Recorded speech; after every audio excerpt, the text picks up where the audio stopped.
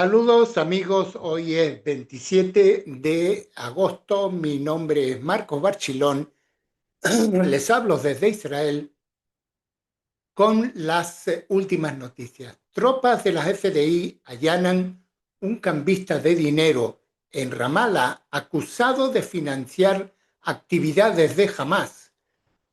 Segundo, ahora que Australia ha destituido al enviado de Irán, ¿abordará realmente el país el antisemitismo? Y por último, el ex jefe del Mossad, Yossi Cohen, declara que debería ser el próximo ministro, o primer ministro, perdón.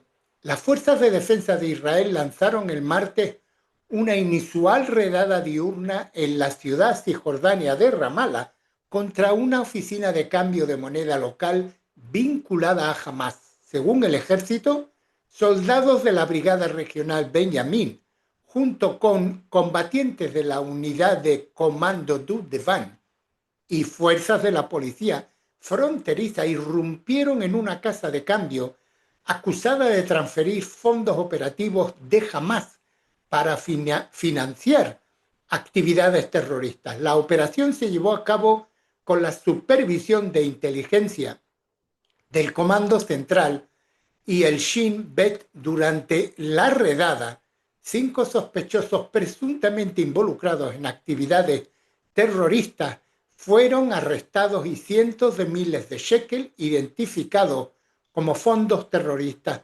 fueron confiscados, dijeron las FDI. La Media Luna Roja informó que al menos 14 personas resultaron heridas en la incursión. 7 fueron alcanzadas por munición real, mientras que el resto resultaron heridas por balas de goma o inhalación de gas lacrimógeno. Dijo que las fuerzas israelíes estaban impidiendo que nuestros equipos llegaran a los heridos en la zona situada. Cuando se les pidió una respuesta a las afirmaciones de que había heridos, las FDI dijeron que abrieron fuego contra palestinos que lanzaban piedras a las tropas durante la operación y confirmaron que algunos fueron alcanzados, pero no proporcionó un saldo de muertos. De hecho, no hubieron muertos. Un clip de la redada mostraba a los soldados asaltando la oficina, mientras que otros mostraban vehículos militares y tropas moviéndose por las calles de la ciudad. Un periodista de la AFP vio soldados en el terreno alrededor de la Plaza Al-Manara en el centro de la ciudad y en los balcones que daban a ella. Testigos indicaron que el ejército se retiró a primera hora de la tarde. Si bien las fuerzas de defensa de Israel han mantenido una fuerte presencia en toda Judea y Samaria desde el estallido de la guerra contra Hamas, en Gaza es poco común que los militares operen dentro de Ramallah, en el centro administrativo de la autoridad palestina. Sin embargo, redadas anteriores en la ciudad también tuvieron como objetivo cambistas de dinero con vínculos a organizaciones terroristas. Segundo, volvamos a Australia. Ahora que Australia ha destituido al enviado de Irán, ¿abordará realmente el país el antisemitismo?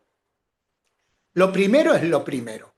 Australia merece elogios por expulsar al embajador de Irán por la presunta participación de su país, según la Organización de Inteligencia de Seguridad Australiana, en 2 violentos ataques antisemitas. El primero fue el incendio en la sinagoga Hadass Israel de Melbourne en diciembre del 2024. El segundo, el incendio del restaurante Kosher en Sydney unas semanas después. Ambos incidentes conmocionaron a la comunidad judía australiana de 120.000 personas y formaron parte de una ola más amplia de violencia antisemita que incluyó incendio provocado el mes pasado en otra sinagoga de Melbourne. Lo que hace que el momento sea significativo es que los ataques a la sinagoga y el restaurante ocurrieron antes de la guerra de 12 días de junio entre Israel e Irán. En otras palabras, no fueron represalias desencadenadas por ese conflicto, formaron parte de algo más profundo y preocupante, la exportación de la estrategia iraní de atacar a los judíos en el extranjero, una estrategia que ha utilizado durante décadas. Los líderes australianos llevan meses insistiendo en que el antisemitismo no tiene cabida en su país. Son palabras bonitas, pero la realidad ha demostrado lo contrario. Los judíos han sido atacados mientras rezaban en sinagogas, comían en restaurantes o simplemente vivían una vida visiblemente judía. Los manifestantes corean muerte a las FDI en las calles de la ciudad. Las universidades debaten si tales lemas constituyen siquiera antisemitismo, pero cuando se alega que Irán está detrás de los hechos en Melbourne y Sydney, la conversación cambia. Ya no se trata solo de fanáticos locales o turbas enfurecidas que se alimentan de las redes sociales. Se trata de un actor estatal hostil que aviva deliberadamente el odio hacia los judíos e Israel a miles de kilómetros de su frontera. Irán tiene un historial. A principios de la década de los 90 estuvo implicado en 2 devastadores atentados terroristas en Argentina. El atentado contra la Embajada de Israel en Buenos Aires en 1992 y el atentado contra AMIA en 1994, que en conjunto causaron la muerte de 114 personas. Esas operaciones coordinadas a través de Hezbollah demostraron la disposición de Irán a proyectar violencia contra objetivos judíos e Israel lejos de Oriente Medio. A lo largo de los años ha participado en atentados o ha planeado atentados en todas partes, desde Burgas hasta Bakú, desde Londres hasta Washington. La presunta participación de Irán en los incendios provocados en sinagogas y restaurantes plantea otra pregunta. Durante meses Australia, como muchos otros países, han sido testigos de protestas masivas contra Israel que han llevado decenas de miles de personas a las calles, incluida este domingo. Nadie duda que el sentimiento anti-israelí existe local y orgánicamente. Universidades, redes de activistas y movimientos sociales alimentan las manifestaciones. Pero si Teherán ha estado dispuesto a provocar incendios en sinagogas y restaurantes, es razonable preguntarse si también contribuye a reavivar el clima general de hostilidades hacia Israel mediante estas protestas y las que se dan en todo el mundo. Por eso es importante la decisión de Canberra. Reconoce que el antisemitismo en Australia hoy en día no es solo local, sino también potencialmente importado, y que la línea entre la ira local y la manipulación extranjera no siempre es clara y debe ser descifrada. La decisión de Australia de actuar, de ir más allá de los lugares comunes y de hecho expulsar al embajador de Irán, envía una señal que vale la pena destacar. Durante meses, la relación de Canberra con Jerusalén ha sido inestable, sobre todo después de que se uniera Francia, el Reino Unido y Canadá al anunciar sus planes de reconocer un Estado palestino, y pocos días después prohibiera la entrada al país al diputado Simcha Rothman. La semana pasada el primer ministro Benjamin Netanyahu criticó duramente al primer ministro albanese, calificándolo de líder débil que traicionó a Israel y abandonó a los judíos australianos. Sin embargo, al expulsar al enviado de Teherán, el gobierno de Albanese intenta demostrar que no ha hecho ninguna de las dos cosas.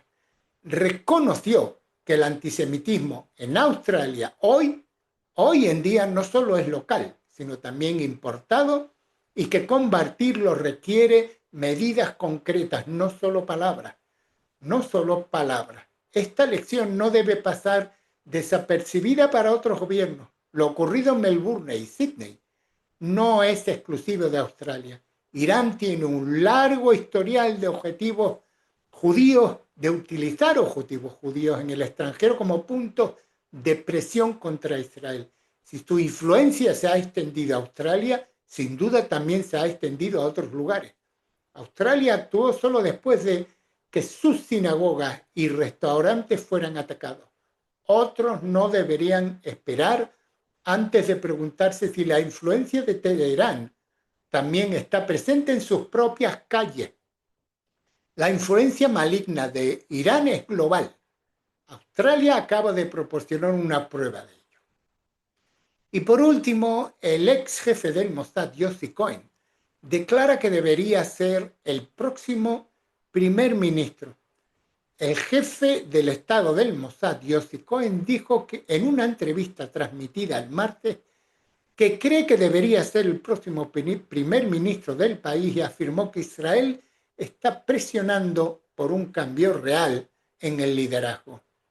Cohen ha estado vinculado durante mucho tiempo con el primer ministro Benjamin Netanyahu, quien lo nombró jefe del Mossad después de desempeñarse como asesor de seguridad nacional del primer ministro, y se informa que el primer ministro lo ve a él, a Yossi Cohen, y a su confidente de toda la vida, Ron Dermer, como posibles sucesores.